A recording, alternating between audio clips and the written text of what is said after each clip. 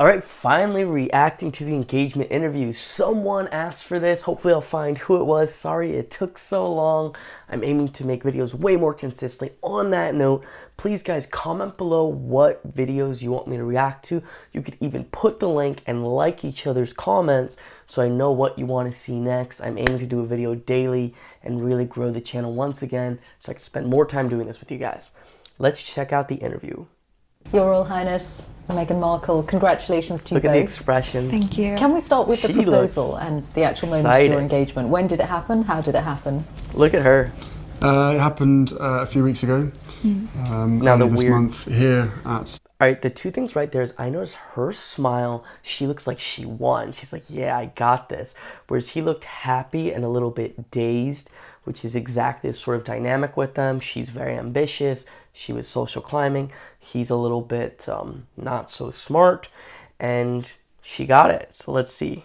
At our cottage, just a standard, typical night for us. It's a cozy night. It was what we're doing, just roasting chicken and having. Aha! Remember the chicken rescuing? Trying to roast a chicken, and it was just an amazing surprise. Again, it was so sweet. At him. I feel like she keeps looking at him, and it's directing him. Like, let's see. Natural and very romantic.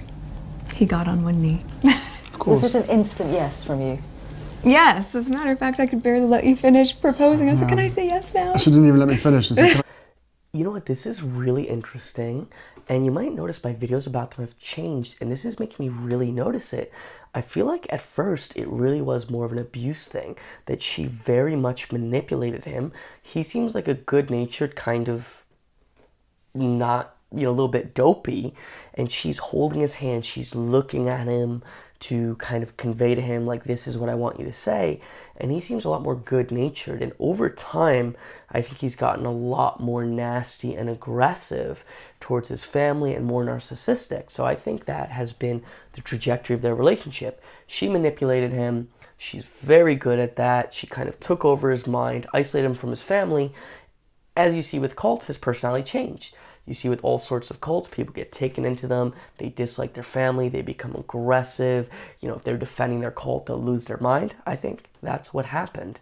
I said, yes, I can yes now. And then there was hugs, and I had the ring in my finger, and I was like, can I give you the ring? And she goes, oh yes, the ring.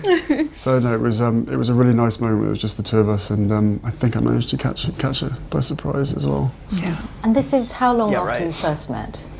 It would be a year and a half, a little bit more than that. No, just about a year and a half. Yeah. She's lying. Which for most people. So notice that question worried her when they were like, how long? She's like, oh crud, because she doesn't want to make it so obvious that she was just ambitious and wanted to marry a prince as soon as possible, become a princess, her lifelong dream since she was a kid. And she's like, oh, year and a half, a little bit more. She's trying to play with that number as much as she can. It would be quite a whirlwind. Is that how it's felt to you? Whirlwinds.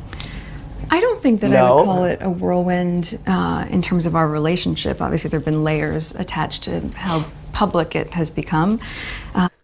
So she's trying to control the narrative, so her trying to make it sound like the engagement or the time they knew each other was as long as possible. And I believe the interviewer, when she's saying whirlwind, to me, I took that as like it happened really fast. Like, oh, it's this love at first sight. Again, her getting married to a prince as her goal as quickly as possible. And she's reframing it, oh, it's not a whirlwind.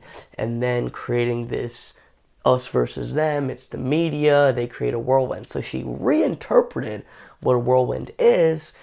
And she's now putting the question on something else. Again, blaming the media for everything. And blaming everyone else's opinion, not giving them privacy, as happens more and more. So we're really seeing a lot of foundations to what was to come later. After we had a good 5-6 months almost with just privacy, which was amazing. Amazing. But no, I think we were able to really have so much time just to connect, and we never went longer than 2 weeks without seeing each other, even though we were obviously doing a long distance relationship. So it's So again, I feel that whenever she's looking at him just to connect, that is when she is trying to direct the conversation to get him to go along with what she's saying, because she wants to control a narrative. You know what? I'm going to keep this at 5 minutes. I'd say we could keep going with this interview if you want. Let me know. We'll continue with this one, but let me know what else you want to see. Thanks.